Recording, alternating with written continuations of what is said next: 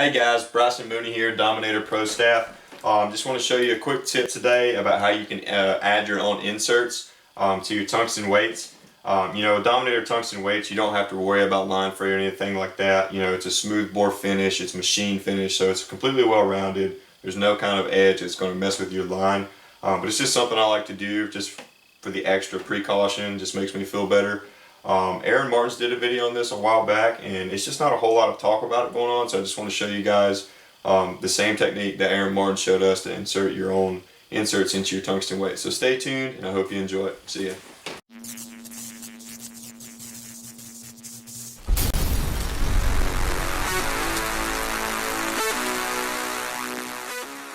Alright, so the tools you're going to need is a pair of scissors. Any scissors will do. If you have a small pair, preferably use a small pair of scissors. You're going to need a tungsten weight. You're going to need some heat shrink tubing. An 1/8 inch works fine. 3/32 works good too. You're going to need some wire. This is floral wire, but any type of wire that will fit inside will do. And a lighter.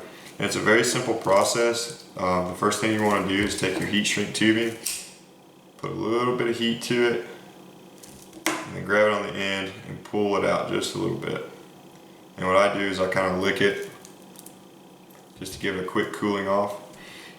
And after that, what you're going to want to do is cut that tag in right there off. What you're left with is you're left with a small piece that's already shrunk down of your heat shrink, and it's going to come up to a bigger opening. And it's pretty much straightforward. You just take that and you're going to slide it. Sometimes you have to lick it. Slide it into your weight. Kind of push it up through there. And it's a little tricky at first, guys. You're going to have some issues. And if it don't work, you might have to you might have to trim the end a little bit more to get it to get in there.